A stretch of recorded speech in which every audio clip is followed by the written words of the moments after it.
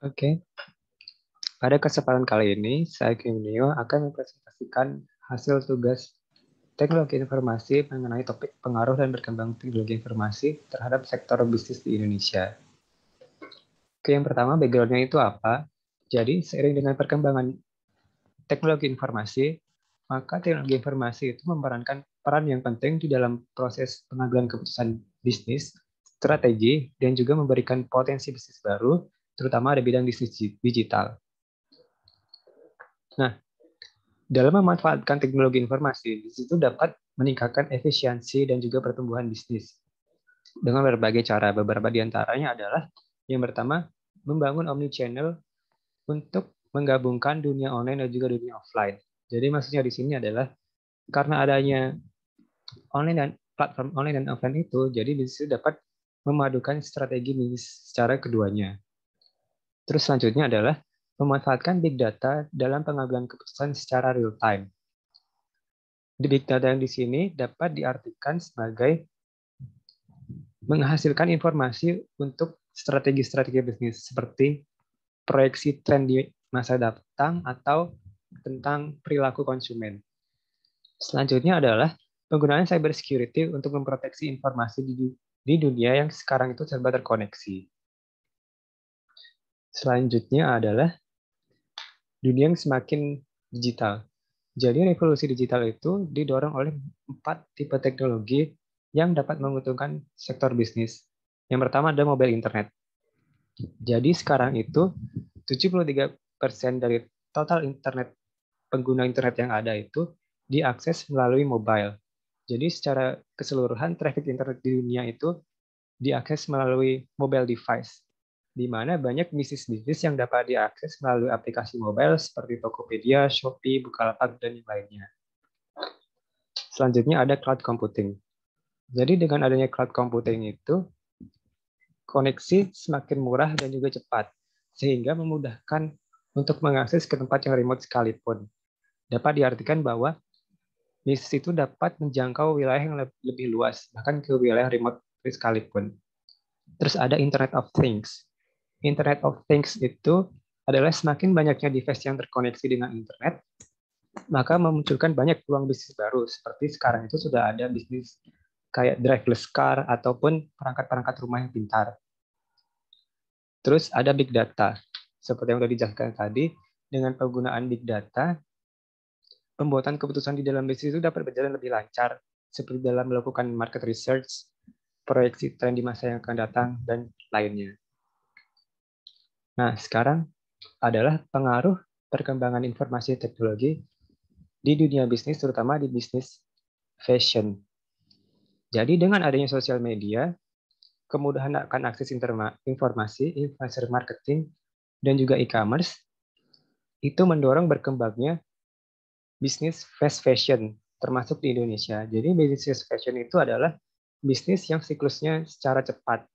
Kenapa dia siklusnya secara cepat? Karena itu tadi, adanya sosial media, terus mudahnya arus informasi semakin cepat itu membuat tren-tren dan selera di masyarakat itu berganti secara cepat.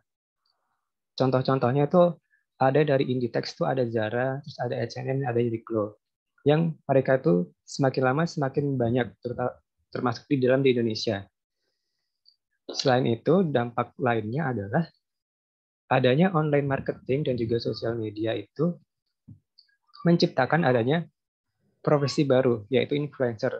Sebagai contoh adalah selebgram atau seleb TikTok, di mana selebgram dan seleb TikTok itu digunakan sebagai sarana promosi dan juga marketing bagi bisnis, terutama di bidang fashion tuh banyak yang menggunakan jasa influencer untuk meningkatkan penjualan. Selanjutnya adalah pengaruh dari teknologi informasi di dalam bisnis digital. Contohnya yang saya berikan adalah penggunaan chatbot. Jadi yang dimaksud dengan chatbot itu adalah program berbasis AI yang dapat difungsikan sebagai asisten digital. Nah, manfaat-manfaatnya itu antara lain adalah menurunkan customer service cost. Jadi dengan menggunakan chatbot itu, pelaku usaha tidak perlu lagi membayar atau menyewa seseorang untuk menjadi customer service. Terus meningkatkan operasional bisnis. Maksudnya meningkatkan operasional bisnis itu adalah dengan penggunaan chatbot itu, jadi customer experience itu akan meningkat.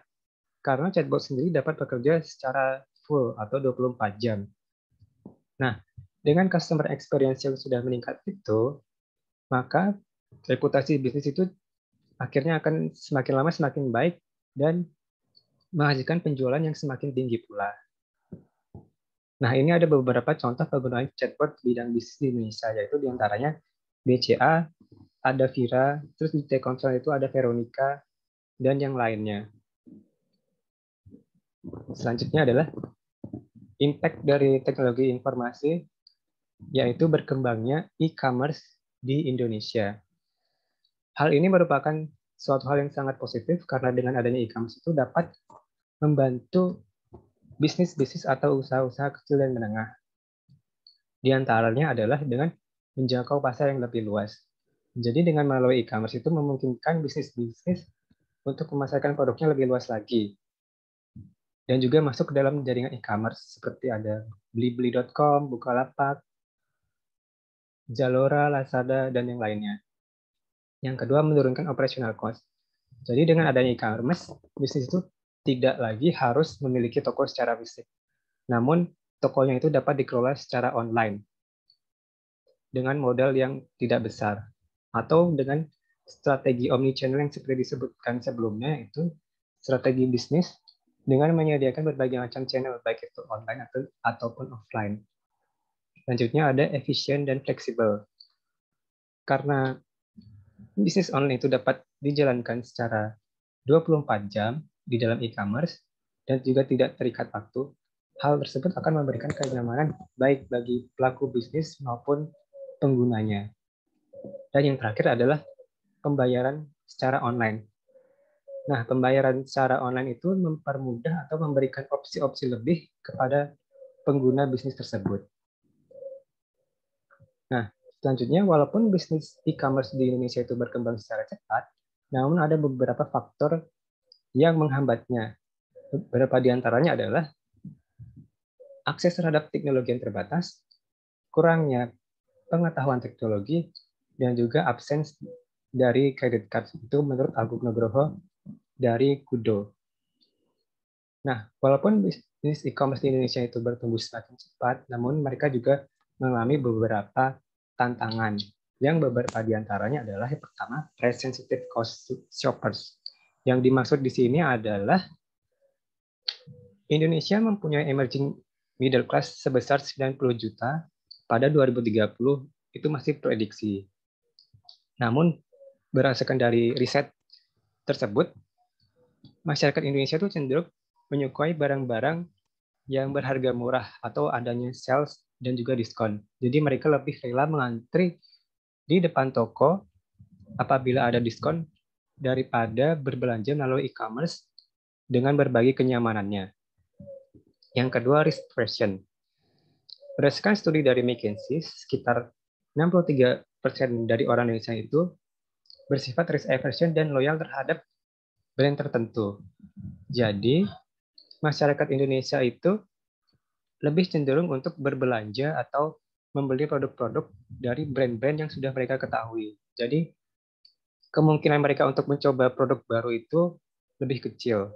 Yang ketiga adalah deep pocket competitor. Maksudnya adalah kompetitor-kompetitor atau pelaku e-commerce di Indonesia itu udah banyak dan mereka sebagian besar itu ada pelaku-pelaku besar. Kayak contohnya itu ada Lazada dari Rocket Internet, terus ada Matahari Mall dari Lipo, dan juga ada Tokopedia dan GDID yang didanai oleh venture capital SoftBank. Jadi buat e-commerce baru yang ingin masuk ke dalam industri itu saingannya cukup susah karena selain memerlukan modal yang besar, mereka juga akan bersaing dengan pelaku-pelaku yang sudah besar tadi. Dan terakhir adalah preferensi terhadap toko fisik atau brick and mortar. Jadi sebagian masyarakat Indonesia itu masih menganggap kalau misalkan shopping itu merupakan sebuah experience atau sebuah pengalaman tersendiri. Mereka lebih memilih untuk datang ke mall atau ke pusat perbelanjaan untuk mengalami pengalaman berbelanja dibandingkan dengan berbelanja di e-commerce yang secara online itu lebih mudah dan juga lebih efisien. Jadi mungkin itu presentasi dari saya. Berikut ada referensinya. Apabila ada kekurangan dan kesalahan, mohon dapat dimaklumi. Terima kasih.